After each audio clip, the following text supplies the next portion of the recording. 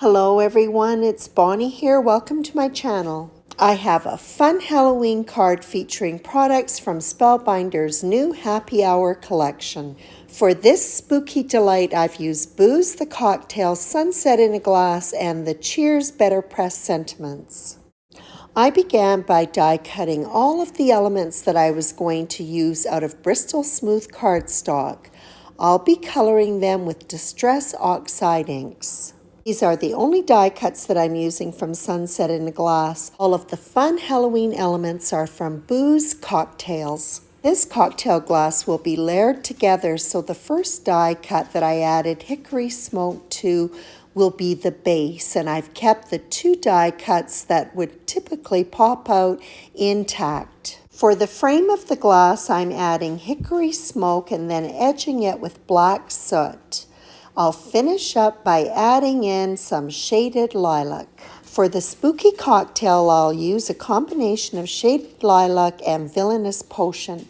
And I'm just pulling that ink across horizontally. I'm not blending it together, so it has some texture. Now we're ready to move on to all of the Halloween elements found in Booze Cocktails. These arms are hilarious, and I'm doing them up in villainous potion. Next comes the skeletal hand. For this, I'm just going to add in a touch of shading around the edges using hickory smoke. It's a couple of skulls and backbone. For the skulls, I'm going to pop out those eyes and nose. I'm going to retain those pieces. I'll put some Scotch tape on the back so that they can be inlaid after they're colored. I'll add a little bit of shading to that backbone using the hickory smoke again, and then I'm going to switch over to black soot, and I'll color in the witch's hat, the bat, and also the eyes and nose from the skulls.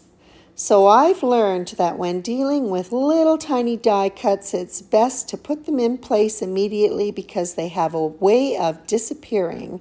So I'll inlay those pieces into the heads of the skeleton.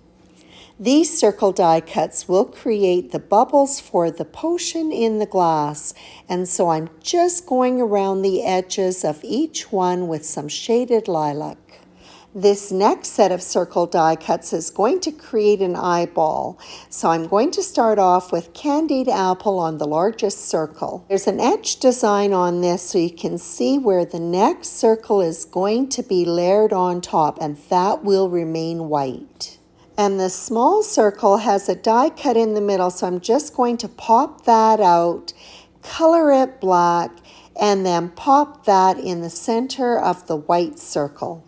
And again, because the die cuts are small, I'm putting this together immediately before it gets lost in the fray. And for the dripping blood, there are 3 die cuts. I ended up only using 2 of them, but I'm coloring them with candied apple and adding in a little bit of villainous potion to add some further depth to the die cut. And the coloring is finished up with villainous potion on the witch's shoes, the swizzle stick, and the buckles. Gave the die cuts about 10 or 15 minutes to dry before I started to assemble. I'm going to begin by putting the witch's arms on the base of the cocktail glass. The cocktail potion is going to be layered over top of the arms. This die cut is a little bit larger than the inside of the glass, so it catches the frame, so it'll hold that larger die cut frame in place. Next, I'll attach that frame die cut. I'm not going to apply any pressure at the top because I want to slip in that swizzle stick. And after I've added some adhesive, I'll just slip it down between the inside and outside rim of the glass. Take this cocktail to the next level of spooky. I'm going to adhere that eyeball to the top of the swizzle stick. Next, I'll add in the bubbles to the potion, and then the backbone will go over top of the stem of the glass. The base of the glass is going to be finished up with the witch's shoes. This is so super cute. I just adore it. I'm attaching the witch's hat to the corner of the glass. I'm also adding a dot of glue to the corner of the brim of the hat so that it'll be stabilized onto the back of the eyeball. Purple band was added to the hat and purple buckles to the shoes and the hat band. For the background, I'm using blue violet cardstock that has been trimmed to 4 1/4 inches by 5 1/2 inches. And I'm applying black soot around the edges to give it a dark, spooky look.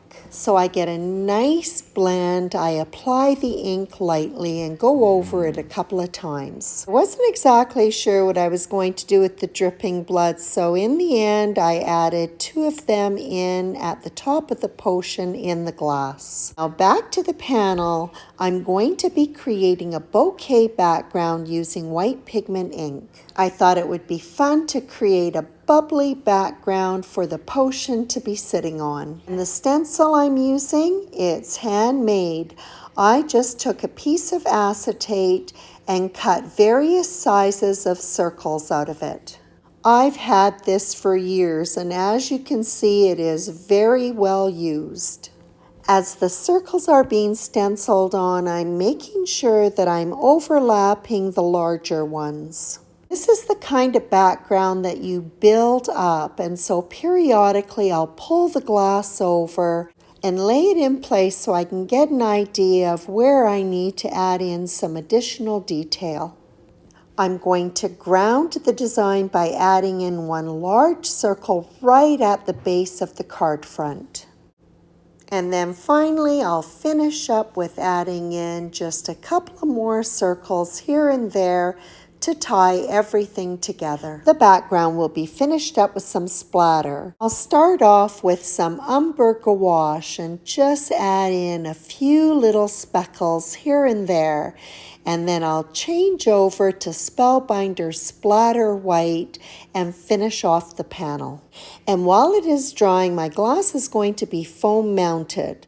The foam die cut has been left in place and it will be slightly recessed from the surrounding foam. This will make it easy to align the cardstock one to it, particularly that glass stem. For mounting it, the skeleton's hand was attached by the forefinger and the thumb to the base of the glass. Another dot of glue will attach the hand to the stem of the glass. And I do give this several minutes to dry before removing the excess foam. And then on it goes to the card front, making sure that the end of the skeleton's hand lines up to the edge of the panel. This fun sentiment is from the Cheers Sentiments press plate and die set. There are several sentiments that are pressed at once and die cut all at once. Use the die to cut white sheet foam, which I've slipped underneath the skeleton's hand, and then I'm popping on the little bat and overlaying it with the die cut of the sentiment. The small skull was attached to the top of the stem of the glass and the larger one attached just above the rim. The card front is adhered to an A2 size black card base. I'm going to be adding in a couple of sizes of clear, smooth crystals. These are awesome and just really fit well with this overall design. Right now they look a little cloudy because of course the glue is white when it is applied, but when it dries it will be clear and so will the crystals. So if you watch any of my videos, you know that I have this thing for Nouveau Crystal Drops Morning Dew. Didn't have any sequins to add it to, but I did have an eyeball. And when this dries, you'd never know that it was layered up with die cuts. It looks so cute. And then I'm going to help the buckles that are on the hat and the shoes stand out by adding in some Nouveau Glitter Drops White Blizzard. And that wraps up this spooky and fun Halloween card featuring products from Spellbinders Happy Hour. I hope you enjoyed this video, and as always, I appreciate your visit.